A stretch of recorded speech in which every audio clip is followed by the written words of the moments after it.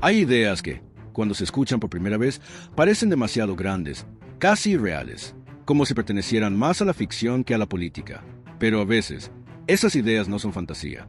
Son posibilidades que aún no se han dicho en voz alta. ¿Y si existiera un plan para acercar a México y Cuba en algo más que diplomacia? ¿Y si esa relación no se limitara a historia o afinidad política, sino a una alianza estratégica basada en petróleo, seguridad y control regional? No como un acuerdo formal anunciado, sino como una dirección silenciosa, porque cuando se observa el mapa, todo empieza a tener sentido. Cuba no es solo una isla. Está colocada en uno de los puntos más sensibles del continente, entre el Golfo de México y el Caribe, cerca de rutas marítimas clave, en una posición que conecta el Atlántico con América Latina. Y aquí es donde aparece el primer elemento de esta historia: la geografía como destino. Durante décadas, potencias globales han entendido algo que rara vez se dice de forma directa. Quien tiene influencia en Cuba tiene presencia en una de las entradas estratégicas del Golfo de México. Y el Golfo no es cualquier espacio. Es una zona donde convergen energía, comercio y rutas marítimas fundamentales para la economía de México. Ahora bien, regresemos al punto central. ¿Por qué México y Cuba? Porque aunque parecen países con trayectorias distintas, tienen algo en común: necesidades complementarias. México es una potencia energética regional, con recursos, infraestructura y acceso a mercados. Cuba, en cambio, enfrenta limitaciones económicas, pero tiene ubicación estratégica. Y ahí es donde aparece la lógica de una posible alianza, no como dependencia, sino como complementariedad. Pensemos en el petróleo. México, a través de Pemex, sigue siendo un actor relevante en producción de hidrocarburos. Aunque enfrenta retos, mantiene capacidad operativa y experiencia. Cuba, por su parte, ha explorado sus propias reservas, especialmente en aguas profundas del Golfo, pero con limitaciones tecnológicas y financieras. Esto abre una posibilidad: colaboración energética, exploración conjunta, intercambio técnico, desarrollo de infraestructura. No necesariamente en gran escala al inicio, pero sí como un primer paso. Y aquí es donde el análisis se vuelve más interesante, porque petróleo no es solo energía, es geopolítica. Controlar producción, transporte y refinación implica tener influencia. Y en un mundo donde la energía sigue siendo clave, esa influencia importa. Ahora bien, hay otro elemento que no se puede ignorar: la seguridad. El Golfo de México no es solo una región económica, también es un espacio estratégico en términos de vigilancia, rutas marítimas y estabilidad regional. México necesita estabilidad en su entorno, y Cuba, por su ubicación, es parte de ese entorno. Una relación más cercana podría traducirse en cooperación en temas como monitoreo marítimo, intercambio de información y coordinación en ciertos aspectos de seguridad. Nada que implique confrontación. Todo dentro de un marco de estabilidad. Pero incluso eso cambia el equilibrio. Porque en geopolítica, la proximidad importa, la coordinación importa. Ahora bien, hay un actor que no se puede dejar fuera de esta ecuación: Estados Unidos. Históricamente, la relación entre Estados Unidos y Cuba ha sido compleja, desde la crisis de los misiles en Cuba hasta décadas de tensiones políticas y económicas. Pero en los últimos años, esa relación ha tenido momentos de apertura y de cierre. No es estática, y eso genera incertidumbre.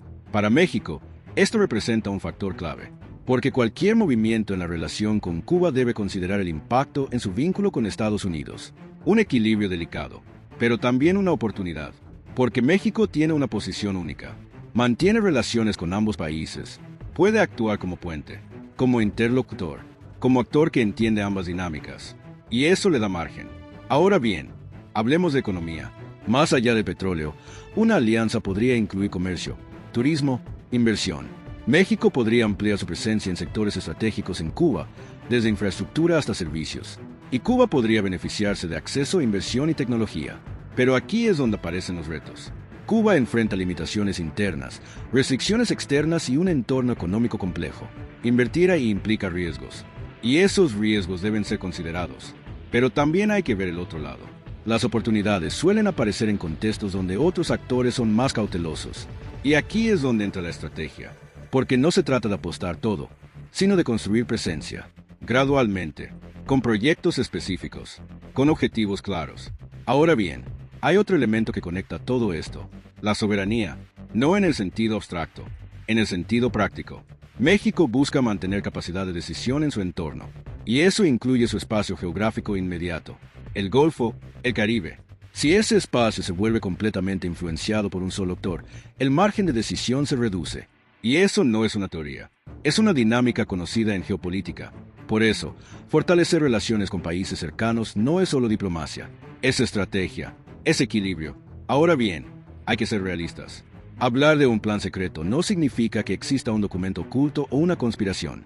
Significa algo más sutil, una convergencia de intereses, una dirección que puede tomar forma con el tiempo.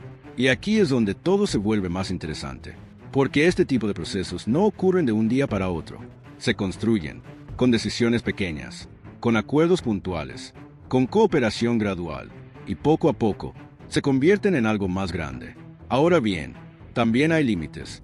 México no puede ignorar su relación con Estados Unidos. Es su principal socio comercial, su vecino, su principal conexión económica. Y cualquier estrategia regional debe considerar eso. Pero eso no significa inmovilidad. Significa equilibrio, moverse sin romper, avanzar sin confrontar. Y eso requiere habilidad política, visión y paciencia. Ahora, pensemos en el largo plazo.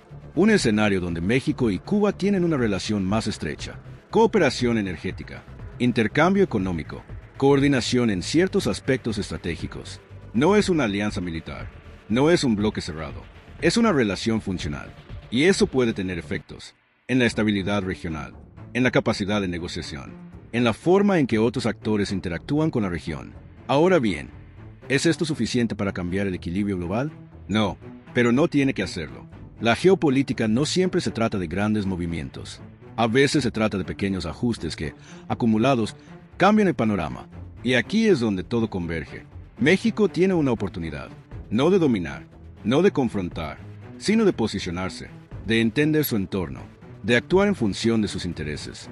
Y Cuba es parte de ese entorno, no la única pieza, pero sí una pieza importante. Entonces, la pregunta no es si existe un plan secreto. La pregunta es si México está dispuesto a pensar estratégicamente su relación con Cuba, a verla más allá de la historia, más allá de la política, como parte de un tablero más amplio.